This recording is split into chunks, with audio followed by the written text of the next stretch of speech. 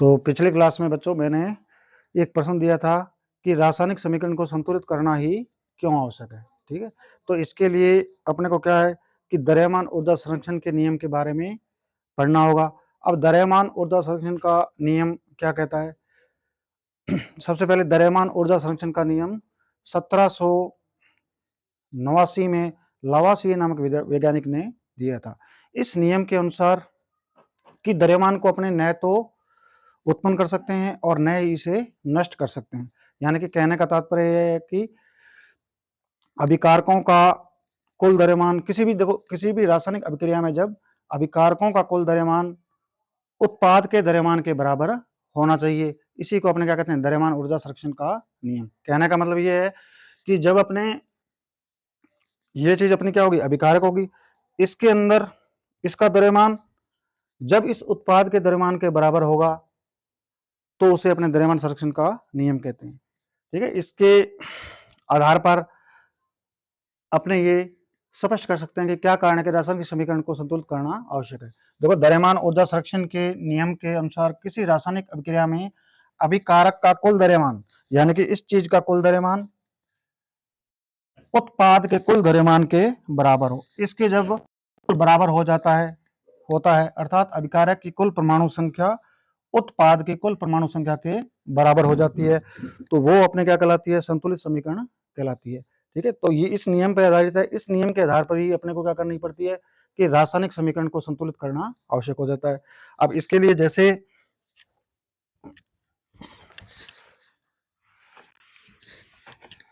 ठीक है, इसका स्क्रीनशॉट ले लेना या फिर इसको कॉपी पेन में नोट कर लेना।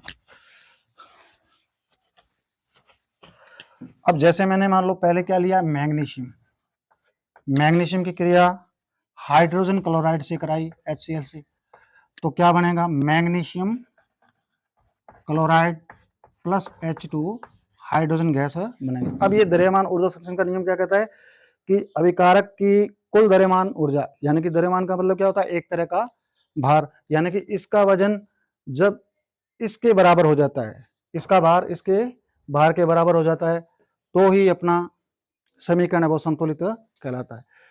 ठीक है, अब जैसे अपने देखते हैं, यहाँ देखो Mg का भार कितना है? 1।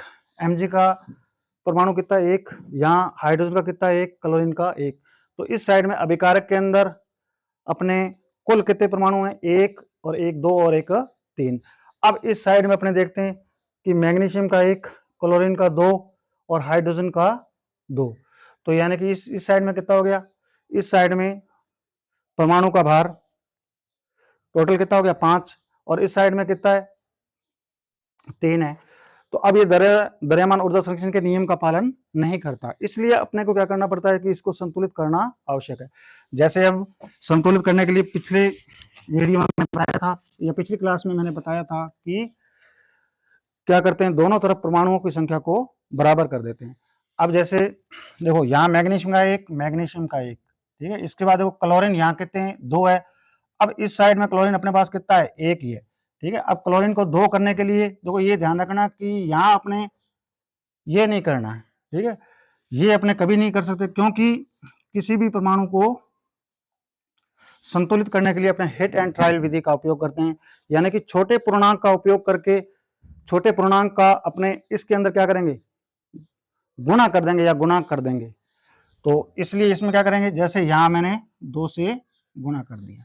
ठीक है, अब देखो क्लोरीन के 2, हाइड्रोजन के 2। ठीक है, इधर देखो क्लोरीन के 2 और हाइड्रोजन के भी 2, और मैग्नीशियम का इधर भी 1 है और इधर भी 1 है। तो यानी कि द्रव्यमान ऊर्जा संरक्षण के अनुसार ही अपने को क्या करनी पड़ती है? इस समीकरण को संतुलित करनी पड़ती है।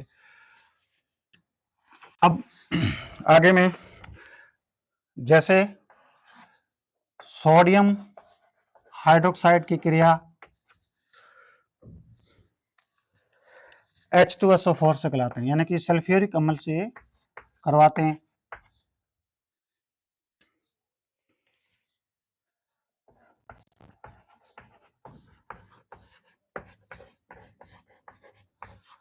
देखो इसको अपने जैसे सोडियम हाइड्रोक्साइड की क्रिया अपने सल्फ्यूरिक अम्ल से कराते हैं, तो क्या बनता है? सोडियम सल्फेट और जल बनता है, H2O बनता है। अब इसको भी अपने क्या करेंगे? समीकरण को संतुलित करेंगे। इसके लिए दूसरी विधि जो मैंने पहले भी बताई थी कि अपने क्या करते हैं, अभिकारक और उत्पाद को ग्रुपों के अंदर बांट देते हैं। जैसे अब इसमें देखो Na का कितना परमाणु है, एक, O का कितना परमाणु है, एक, H का कितना है, एक। ठीक है, अब ये देखो H के कितने परमाणु आगे, दो, S के कितने हैं, एक, O के कितने आगे, चार आगे। ये अपना A ग्रुप हो गया।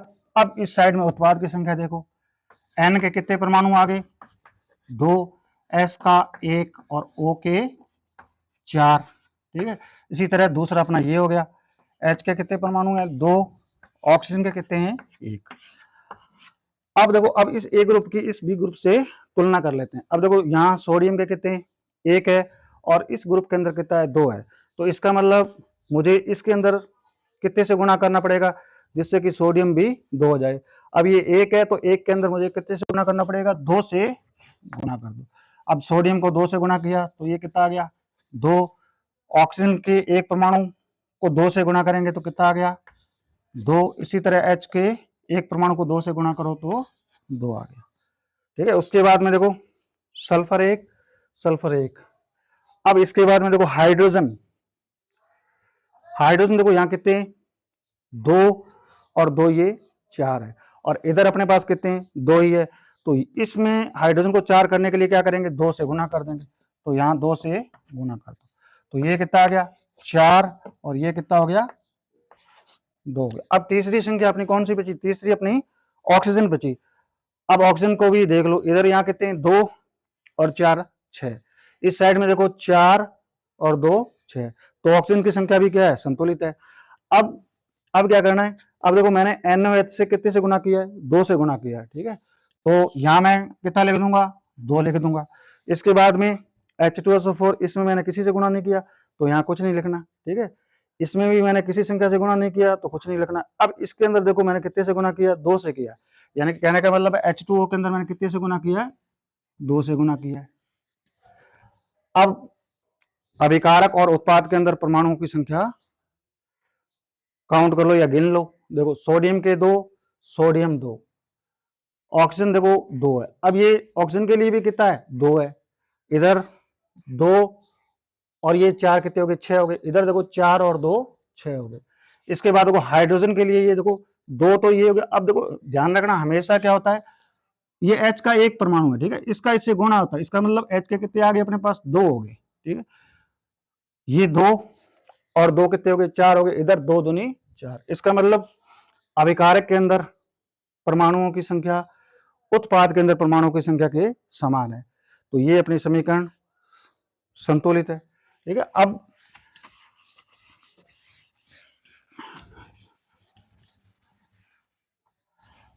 देखो इसके बाद में जैसे मैंने C2H6 यानी कि एथेन की क्रिया, ये अपना क्या हो गया, C2H6, ये हाइड्रोकार्बन है। ठीक है, और इसको एथेन कहते हैं। अब अपने एथेन की क्रिया मैंने किससे करवाई, ऑक्सीजन से करवाते हैं। तो क्या बनता है,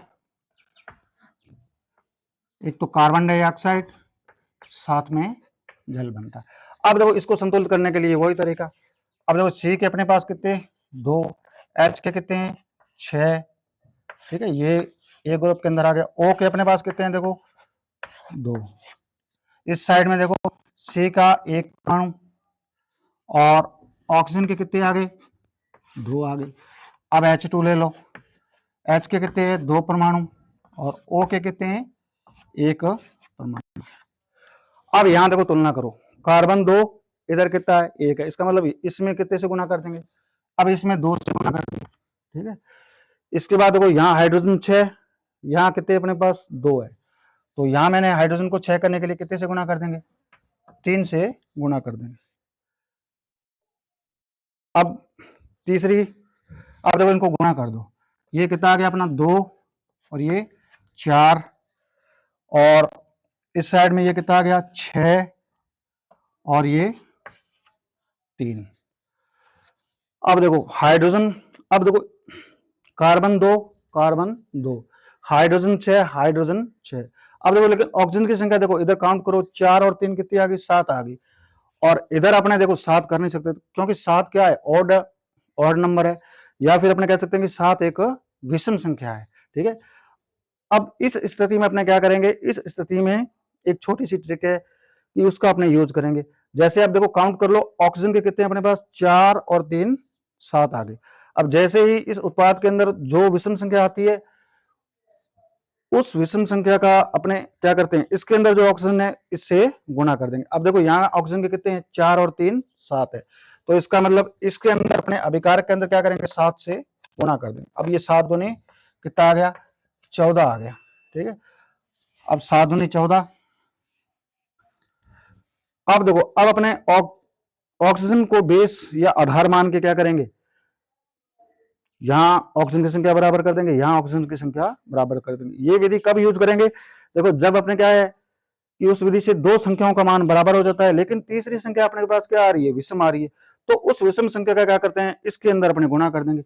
अगर उत्पाद के अंदर विषम संख्या आ रही है तो अभिकारक के अंदर कर देंगे, अगर अभिकारक के अंदर विषम संख्या आ रही है तो उत्पाद के अंदर कर देंगे। अब यहां जैसे अपने ऑक्सीजन की संख्या कितनी आई थी, 7 आई थी, तो मैंने 7 से गुणा कर दिया, अब 14। अब देखो ऑक्सीजन, इन दोनों साइड में ऑक्सीजन की संख्या को बराबर कर देते हैं। अब देखो इस साइड में, अब देखो इस साइड में अपने ऑक्सीजन की संख्या कितनी करनी है,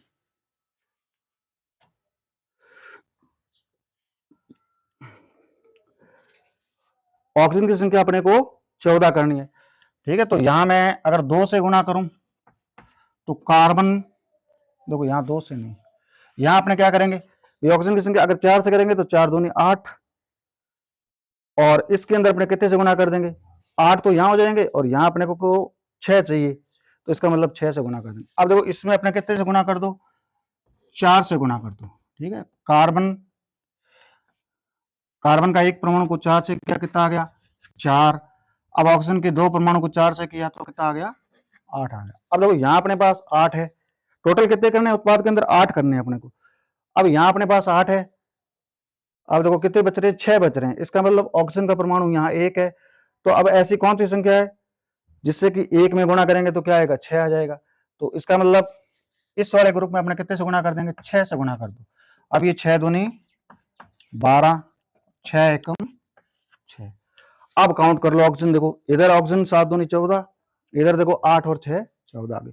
तो यानी कि यही विधि कब यूज करनी है, जब अपने पास इस साइड में क्या होती है, दो परमाणु संख्या तो समान हो जाती है, लेकिन तीसरी समान नहीं होती है और वो विषम संख्या होती है। अगर उत्पाद के अंदर वो विषम संख्या आ रही है तो अपने क्या करते हैं, अभिकारक के अंदर उस विषम संख्या का गुणा कर देते हैं। अब देखो इधर देखो कार्बन के कितने हो गए, 4। अब इस साइड में अपने पास कार्बन के कितने हैं, 2 है। ठीक है, तो यहाँ 4 करने के लिए क्या करेंगे, 2 से गुणा कर दो, 2 दूनी 4, इसका करो 6 दूनी 12। अब काउंट कर लो, देखो कार्बन देखो 4, इधर भी 4, हाइड्रोजन इधर कितना है, देखो 12, इधर भी 12, ऑक्सीजन अपने पास कितना है, इधर 14, इधर देखो 8 और 6 14। इसका मतलब अभिकारक और उत्पाद के अंदर क्या है, परमाणुओं की संख्या समान हो गई है। अब अपने क्या करना है कि देखो एथेन को मैंने कितने से गुणा किया, 2 से किया है। ठीक है, तो इसको 2 से गुणा कर दो। अब इस O2 को मैंने कितने से गुणा किया, 7 से किया है, तो इसको भी 7 से गुणा कर दो। ठीक है, और यहां मैंने देखो कार्बन डाइऑक्साइड को कितने से गुणा किया, 4 से किया, तो यहां अपने 4 से गुणा कर देंगे। अब इसके बाद में H2O को मैंने कितने से गुणा किया, 6 से किया है, तो 6 से गुणा कर दो। अब काउंट कर लो, देखो कार्बन कितने यहाँ, 2 दूनी 4, और इधर भी अपने पास कितने आ गए, 4 आ गए। ठीक है, हाइड्रोजन देखो इसका क्या साथ, इसका 2 से गुणा करो, 6 दूनी 12, यहां भी देखो 6 दूनी 12। अब तीसरी संख्या ऑक्सीजन है तो 7 दूनी 14 आ रहा है, इधर 4 दूनी 8 और 6 कितने हो गए, 14 हो गए। ठीक है, ये विधि कब यूज करनी है, जब या तो अपने अभिकार के अंदर या उत्पाद के अंदर एक संख्या क्या होती है, विषम आती है, और दो संख्याओं का मान समान होता है और एक संख्या विषम होती है। जैसे आगे वाला उदाहरण अपने इसका एक और देखते हैं। अब जैसे मैंने C4H10, ये अपना क्या हो गया, ब्यूटेन हो गया। ठीक है, ब्यूटेन की क्रिया मैंने ऑक्सीजन से करवाई। ठीक है, तो कार्बन डाइऑक्साइड प्लस जल बना। अब वही सी के कितने परमाणु हैं 4, ग्रुप बना लो। एच के कितने परमाणु हैं अपने पास 10, ठीक है। इसमें देखो ओ के कितने परमाणु हैं 2। अब इस साइड बी साइड में कर लो, ये सी का 1, ओ का अपने पास कितना है 2, दूसरा ये एच का कितना अपने पास 2 और ओ का कितना है 1। अब देखो दो संख्या, कार्बन 4 इधर कितना है 1 है, तो इसका मतलब कार्बन में मैंने कितने से गुना कर दिया 4 से कर दिया, ठीक है। हाइड्रोजन इधर देखो कितना है 10, इधर 10 करने के लिए क्या करेंगे 2 के अंदर 5 का गुना कर देंगे, इधर मैंने 5 से गुना कर दिया। अब इसको करो, कितना आ गया 4, ये कितना आ गया अपने पास 8, ये कितना आ गया 10 और ये कितना हो गया 5। अब काउंट करो, देखो इधर 4 है तो इधर तो 4 है, ठीक है। हाइड्रोजन 10 इधर है 10 इधर है। अब ऑक्सीजन करो, इधर 8 और 5 13 आ गई, ठीक है। तो अपनी ऑक्सीजन क्या ओड नंबर आ गया या विषम संख्या आ गई। अब दो मान तो बराबर हो गए लेकिन तीसरा मान बराबर नहीं हो रहा है। अब ये 8 और 5 कितने हो गए 13 हो गए, ठीक है। उत्पाद के अंदर अपने ऑक्सीजन कितनी है, ऑक्सीजन के एटम या परमाणु कितने हैं 13 है। अब क्या करना है कि इसके अंदर भी क्या करेंगे, अपने अभिकारक के अंदर भी 13 का गुणा कर देंगे,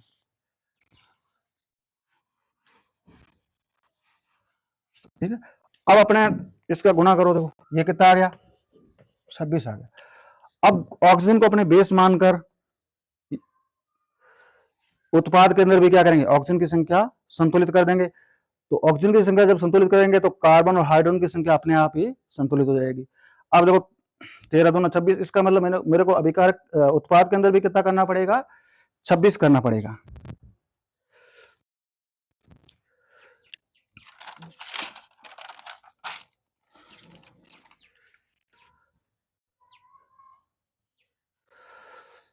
अब देखो, ठीक है। अब अपने यहां देखो विषम संख्या आ रही है तो इसके अंदर सम संख्या का ही गुना होगा। अब जैसे मैंने पहले मान लो 8 से गुणा कर दिया तो 8 दूनी 16 और यहां अपने को देखो कितने चाहिए 26 चाहिए, ठीक है। 8 दूनी, इसमें देखो 8 का गुणा कर दो पहले,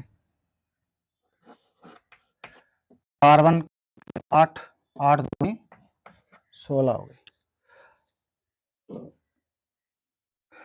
अब देखो ऑक्सीजन 16 तो यहां हो गए, यहां कितना अपने पास 1 है, ठीक है। और अपने को कितने चाहिए टोटल 26, क्योंकि उत्पाद अभिकारक के अंदर कितने हैं 26 है, तो उत्पाद के अंदर भी अपने को 26 करने। इसका मतलब यहां मैंने 2 से गुणा कर दिया 16 आ गया 8 से। अब अपने 7 से करेंगे तो ये संख्या फिट नहीं बैठेगी, ठीक है। 6 से करो, 5 से करो, 3 से करो, तो 8 से करेंगे तो ये कितना हो गया 16 हो गया। अब अपने को 26 करना, तो इसका मतलब ऑक्सीजन का एक परमाणु तो इसमें कितने का गुणा कर देंगे 10 का कर दो। अब ये कितना हो गया 20 और ये कितना आ गया 10। अब ऑक्सीजन की संख्या काउंट कर लो, देखो 16 और 10 कितना हो गया 26 हो गया, इधर भी 26 हो गया। अब ऑक्सीजन की संख्या संतुलित होगी। अब अपने कार्बन ले लो, देखो कार्बन कितना यहाँ 8 है। अब यहाँ 8 करने के लिए क्या करना पड़ेगा 2 से गुणा कर दो। अब ये भी क्या हो गया 8 हो गया और ये कितना हो गया 20 हो गया, ठीक है। अब काउंट कर लो, देखो कार्बन 8 8, हाइड्रोजन 20 20, ठीक है। ऑक्सीजन कितना है 26, 16 और 10 26। अब ठीक है, ये विधि कब यूज करनी है जब यानी कि अपने पास दो मान समान हो जाते हैं, ठीक है। दो मान समान हो जाते हैं लेकिन तीसरी संख्या क्या होती है विषम आ जाती है, यानी कि ऑड नंबर आ जाता है। फिर उस ऑड नंबर का अगर मान लो अपने उत्पाद के अंदर आ रहा है तो उस ऑड नंबर का अभिकारक के अंदर गुणा कर देंगे। अगर अभिकारक के अंदर आ रहा है तो विषम संख्या का उत्पाद के अंदर गुणा कर देंगे। अब देखो, अब मैंने जैसे C4H10 ब्यूटेन में किसका गुना किया 2 से किया, तो यहां अपने कितनी लिख देंगे 2 लिख देंगे, ठीक है।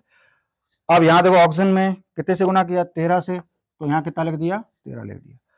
अब इस कार्बन डाइऑक्साइड में CO2 में मैंने कितने से गुना किया 8 से, ठीक है। और H2O के अंदर मैंने कितने से गुना किया 10 से, 10। अब काउंट कर लो 4 दूनी 8, कार्बन के परमाणु कितने हो गए 8, इधर भी 8। हाइड्रोजन देखो 10 दूना 20, इसका हमेशा इसके साथ गुना होगा 10 दूना 20, इधर 10 दूना 20 बराबर हो गए। ऑक्सीजन देखो 13 दूना 26, यहां देखो 8 दूनी 16 और 10 कितने हो गए 26 हो गए। तो इसका मतलब अभिकारक और उत्पाद के अंदर परमाणुओं की संख्या समान होगी, तो ये कौन सी समीकरण होगी? अपनी संतुलित समीकरण होगी। ठीक है, अब अपने क्या करते हैं, अब इससे आगे वाला टॉपिक अपने लेते हैं संयोजन अभिक्रिया। यानी कि आपने पिछली 9th क्लास में पढ़ रखा है कि संयोजन अभिक्रिया, देखो इसमें क्या होता है, संयोजन अभिक्रिया में क्या होता है, पुराने बंध टूटते हैं और नए बंध बनते हैं। बंधों के बारे में आप जानते हो, पिछली 9th में पढ़ रखा है। आयनिक बंध होते हैं या सहसंयोजक या उप सहसंयोजक बंध होते हैं। यानी कि इन बंधों के आधार पर भी अपने क्या करते हैं, इन रासायनिक अभिक्रियाओं को समझने की कोशिश करेंगे। जैसे अपने पहले कौन सी आ गई, संयोजन अभिक्रिया। संयोजन अभिक्रिया,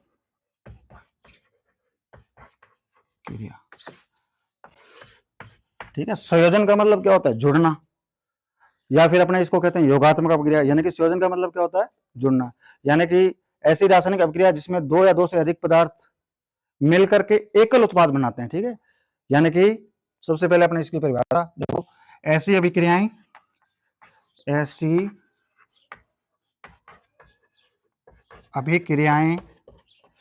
जिसमें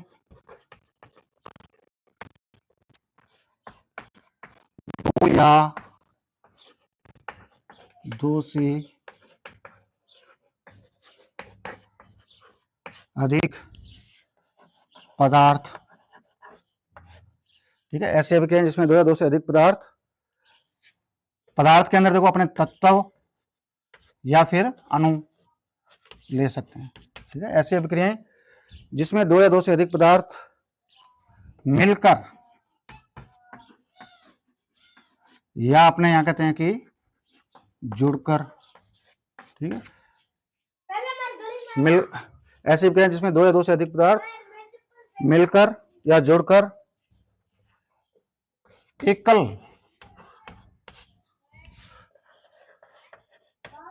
उत्पाद का निर्माण करते हैं। यानी कि ऐसे जिसमें दो या दो से अधिक पदार्थ मिलकर या जुड़कर एकल उत्पाद का निर्माण करते हैं। यानी कि इसमें जैसे अपने उदाहरण लेते हैं, ठीक है, अब कार्बन क्या है, ऑक्सीजन से क्रिया करती है तो क्या बनता है, कार्बन डाइऑक्साइड। अब देखो दो या दो से, अब कार्बन और ऑक्सीजन दोनों क्या होते हैं, यहां जुड़ गए, यानी कि इनका संयोजन हो गया, तो क्या बनेगा, कार्बन डाइऑक्साइड। दूसरा जैसे अपने H2 प्लस O2 की क्रिया कराते हैं तो क्या बनता है, जल बनता है। ठीक है, अब हाइड्रोजन और ऑक्सीजन की क्रिया से जल बनाना, यानी कि हाइड्रोजन क्या है, ऑक्सीजन के साथ जुड़ गया है, तो ये भी कौन सी अभिक्रिया है, ये भी संयोजन अभिक्रिया है। इसके बाद अपने तीसरा उदाहरण, जैसे मैंने मैग्नीशियम की क्रिया ऑक्सीजन से करवाई, ठीक है, तो क्या बना, MgO, यानी कि मैग्नीशियम ऑक्साइड। अब इसको संतुलित कर दो, देखो यहाँ कितने ऑक्सीजन के, दो है, इधर एक है, तो इसका मतलब यहाँ कितने लगाने पड़ेंगे, दो। अब मैग्नीशियम दो हो गया तो यहाँ भी दो। अब देखो, अब ये अभिकारक के अंदर दोनों पदार्थ, देखो दोनों पदार्थ जुड़ करके यहाँ अपने को एकल पदार्थ मिलेगा। यानी कि इसका पहचान का तरीका क्या होगा, देखो अभिकारक के अंदर जैसे मैग्नीशियम और ऑक्सीजन दोनों जुड़ करके यहाँ अपने को एक ही पदार्थ मिलेगा, एकल पदार्थ मिलेगा। तो यानी कि दो या दो से अधिक पदार्थ होंगे, वो जुड़ करके उत्पाद के अंदर अपने को क्या मिलेगा, एक ही पदार्थ मिलेगा।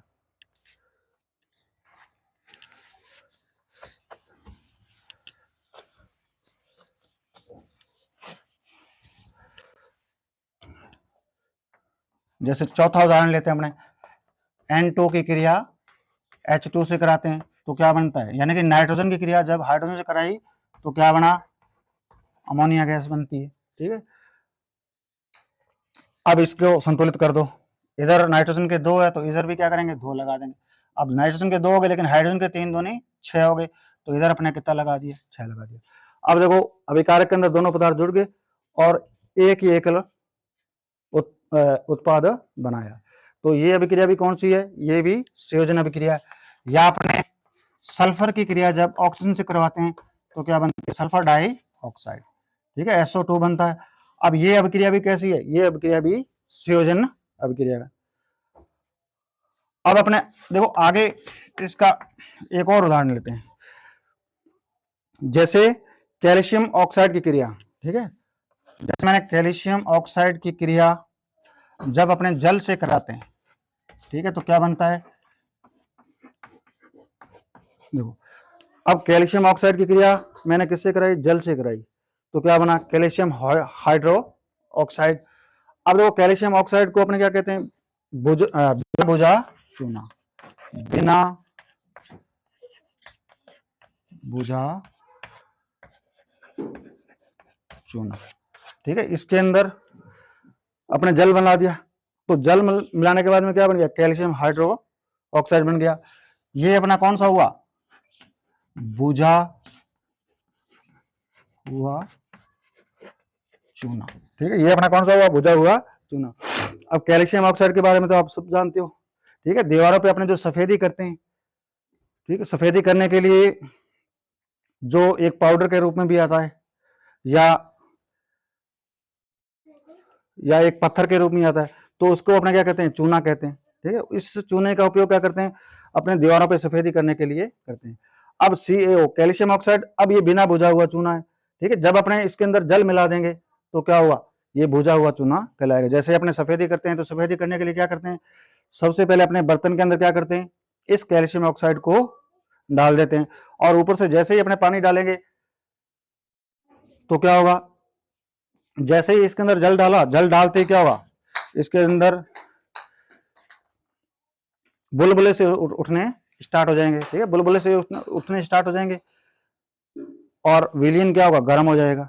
ठीक है, तो इसमें साथ में क्या होती है, उष्मा बाहर निकलती है। अब ये भी अपनी कौन सी अभिक्रिया है, ये भी अपनी संयोजन अभिक्रिया है। संयोजन क्यों कह सकते हैं, क्योंकि दो या दो से अधिक पदार्थ जुड़ करके एकल उत्पाद बनाते हैं। ठीक है, एकल उत्पाद बनाते हैं। अब ये अपना क्या है, बिना बुझा हुआ चूना, और इसके अंदर जब अपने जल मिला देंगे तो उसको बुझा हुआ चूना कहते हैं।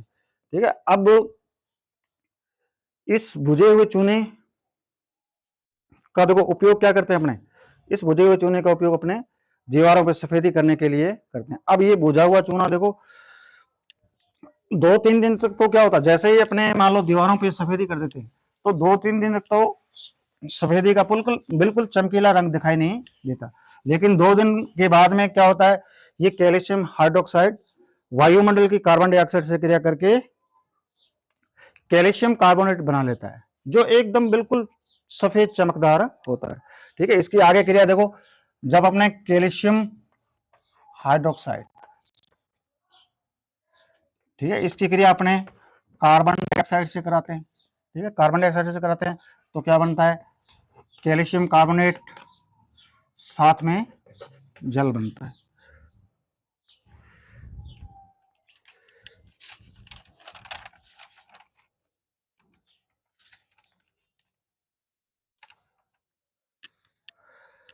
ये अपना क्या होता है, AQ फॉर्म में होता है। ठीक है, AQ फॉर्म का मतलब क्या होता है कि इसका यानी कि किसी भी पदार्थ का जब अपने जल के अंदर जो विलीन बनाते हैं उसको अपने किससे दर्शाते हैं, AQ से दर्शाते हैं। तो यहाँ अपने देखो कैल्शियम हाइड्रोक्साइड क्या करता है, ये कैल्शियम हाइड्रोक्साइड पहले देखो कैसे बना, पहले अपने क्या किया, कैल्शियम ऑक्साइड की जल से क्रिया करवाते हैं। ठीक है, तो कैल्शियम हाइड्रोक्साइड बनता है। अब ये क्या है, एक तरह का दीवार पे सफेद सा पेंट बन जाता है। अब यानी कि ये क्या करता है, 2-3 दिन तक तो अपने को क्या होता है, सफेदी महसूस नहीं होती है, लेकिन 2-3 दिनों के बाद में क्या होता है कि दीवारों पे बिल्कुल चमकदार सफेदी दिखने लग जाती है। तो उसका क्या कारण है, अब देखो कैल्शियम हाइड्रोक्साइड क्या करता है, अब अपना वायुमंडल या वातावरण के अंदर क्या होती है, कार्बन डाइऑक्साइड गैस होती है। अब ये इससे क्रिया करके एक सफेद रंग की परत बना लेता है। ठीक है, क्या करता है, एक सफेद रंग की परत, या अपने कहते हैं कि कैल्शियम कार्बोनेट की परत बना लेगा। ठीक है, अब ये कैल्शियम कार्बोनेट की परत क्या होती है, बिल्कुल सफेद चमकीली दिखाई देती है। ये अपना क्या आ गया, कैल्शियम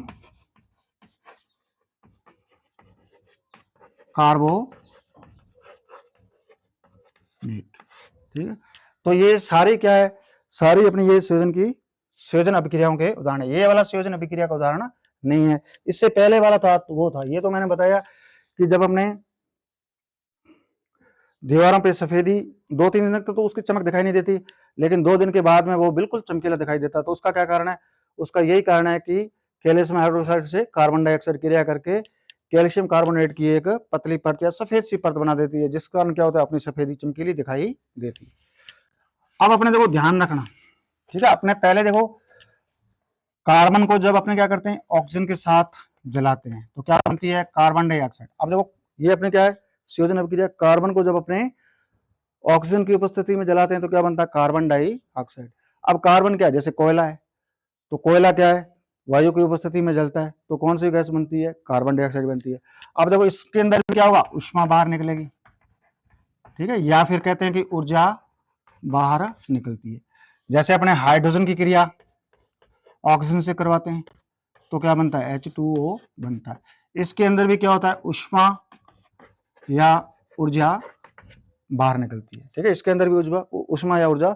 जैसे अपने बाजार में आपने देखा होगा कि जो वेल्डिंग का कार्य करते हैं, ठीक है, गैस वेल्डिंग का कार्य करते हैं, उनके पास क्या होती है, उनके पास वो हाइड्रोजन से ही वेल्डिंग का कार्य करते हैं, ठीक है। तो अब हाइड्रोजन ऑक्सीजन की उपस्थिति में जलती है, ठीक है, जलने के बाद में क्या बनता है, जल बनता है और ऊष्मा बनता है। अब एक दिन ध्यान रखना कि यहाँ अपने को पता चल रहा है कि सारी संयोजन अपक्रियाएं कैसी है, ऊष्मा सेपी है, ठीक है, सारी संयोजन अपक्रिया कैसी है, ऊष्मा सेपी प्रकार की है। अब ऊष्मा सेपी क्या होती है, यानी कि ऐसी अपक्रिया, ऐसी रासायनिक अपक्रिया जिसमें ऊष्मा बाहर निकलती हो, ठीक है। तो देखो अब अपने ऊष्मा सेपी अभिक्रिया, देखो सारी संयोजन अपक्रियाएं क्या कहते हैं, देखो सारी संयोजन अपक्रियाएं एक तरह की कैसी अपक्रिया होती है, ऊष्मा सेपी अपक्रिया होती है।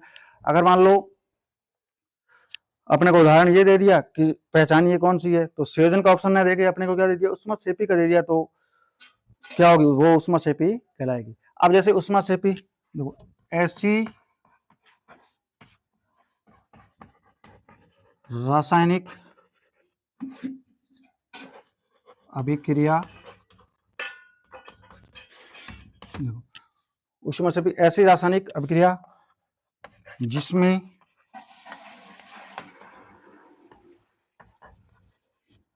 अभिक्रिया के दौरान ऊष्मा बाहर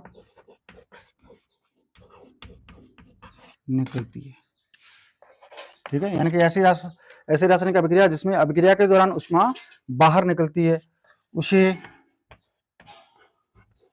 ऊष्मा सेपी अभिक्रिया कहते हैं, ठीक है, उसे ऊष्मा सेपी अभिक्रिया कहते हैं। अब जितनी भी संयोजन अभिक्रियाएं हैं तो वो सारी कैसी हैं, ऊष्मा सेपी अभिक्रियाएं हैं। जैसे अपने देखो उदाहरण लेते हैं, मैथेन या प्राकृतिक गैस का दहन, प्राकृतिक गैस का दहन। अब प्राकृतिक गैस के अंदर अपने कौन सी, मैथेन गैस लेते हैं, ठीक है, CH4। इसको अपने वायु की उपस्थिति में जलाते हैं तो क्या बनता है, कार्बन डाइऑक्साइड प्लस जल बनता है, और साथ में क्या निकलती है, ऊर्जा निकलती है। अब देखो जैसे ही अपने प्राकृतिक गैस का दहन करते हैं, अब प्राकृतिक गैस क्या होती है, मैथेन होती है, CH4 क्या होता है, मैथेन होता है, CH4 मैथेन होता है। अब मैथेन को अपने जलाते हैं तो कौन सी गैस, कार्बन डाइऑक्साइड और जल, और साथ में अपने को क्या बनती है, ऊर्जा बनती है। अब मैथेन आपने देखा होगा कि अपने जो LPG सिलेंडरों के अंदर होता है वो कौन सी गैस होती है, मैथेन होती है। तो उसको जलाते हैं तो क्या होता है, अपने को ऊर्जा मिलती है, और उस ऊर्जा से अपने क्या करते हैं, खाना बनाते हैं, या और भी दूसरी चीज इसी ऊर्जा से अपने बनाते हैं। तो यानी कहने का मतलब है कि ऊष्मा सेपी ऐसी रासायनिक अभिक्रिया जिसमें ऊष्मा क्या होती है, बाहर निकलती है। तो प्राकृतिक गैस का दहन, अब इसमें ऊष्मा, अब देखो उसमें क्या ऊर्जा बाहर निकली। अब इसको पहचानने का तरीका क्या होगा, जैसे मान लो अपने ऊष्मा सेपी अभिक्रिया है तो यहाँ पर क्या होगा, प्लस के अंदर आपको ऊर्जा दे रखी होगी। अगर ऊर्जा नहीं दे रखी हो तो जैसे मान लो यहाँ ये दे दिया, ठीक है, 4.0 किलो कैलोरी मोल, यानी कि 4.0 किलो कैलोरी मोल। इसका मतलब ये कौन सी अभिक्रिया हुई, ऊष्मा सेपी हुई। और अपने संयोजन अभिक्रिया में भी देखा था कि कार्बन या कोयले को अपने जलाते हैं ठीक है, कोयले को अपने जलाते हैं तो क्या बनती, कार्बन डाइऑक्साइड मिलती है। अब कोयले से भी जलाने से भी अपने को क्या मिलती है, उष्मा मिलती है। ठीक है, इस उष्मा का उपयोग अपने बड़े बड़े उद्योगों के अंदर करते हैं। अब दूसरा उदाहरण,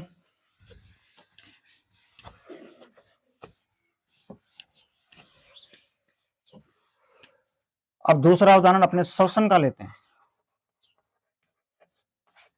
देखो, अब देखो श्वसन भी क्या है, एक तरह की उष्माक्षेपी अभिक्रिया है। ठीक है, श्वसन की अभिक्रिया, जैसे श्वसन के अंदर क्या होता है, जैसे ग्लूकोज C6H12O6, इसका ऑक्सीजन की उपस्थिति में क्या होता है, दहन होता है।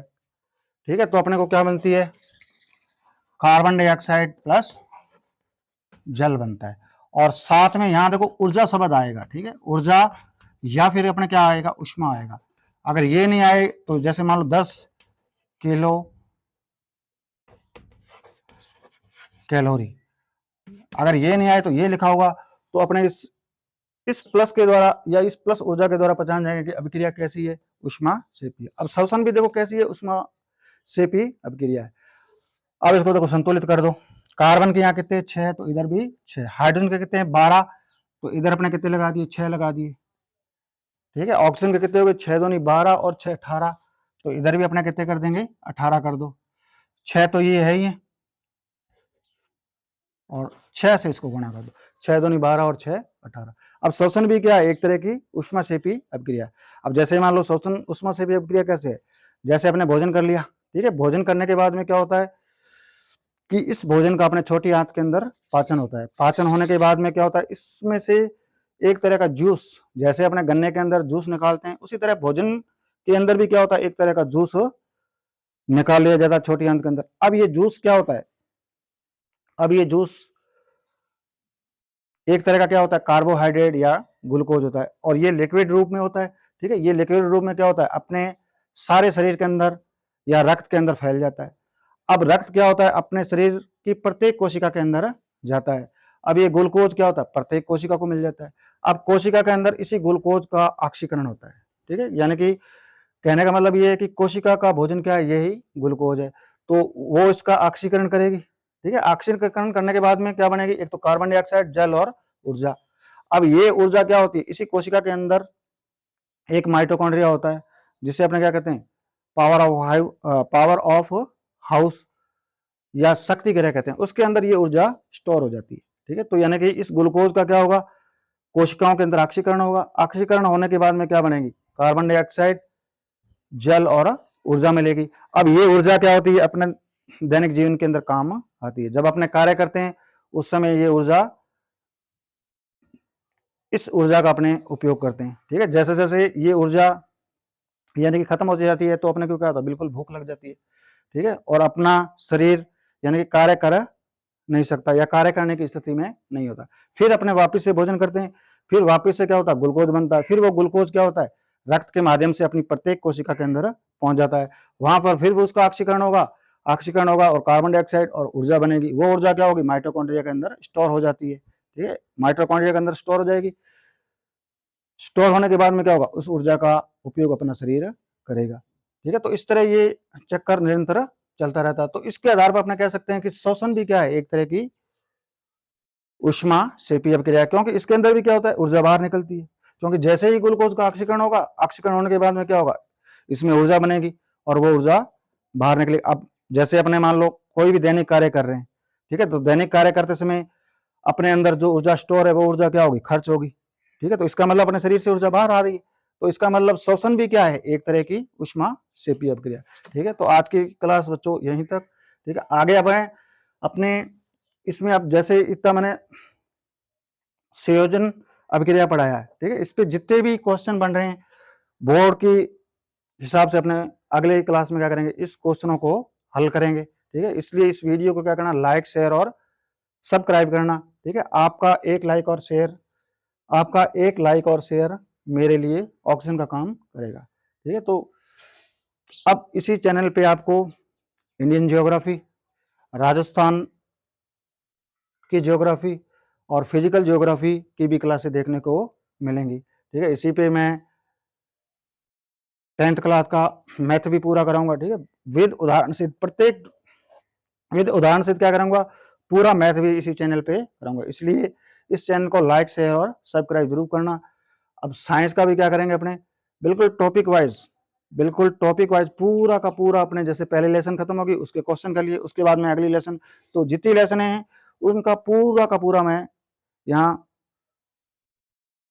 कोर्स करवाऊंगा, या इसी चैनल के माध्यम से आपको पूरी साइंस और पूरी 10th की मैथ मिलेगी। धन्यवाद।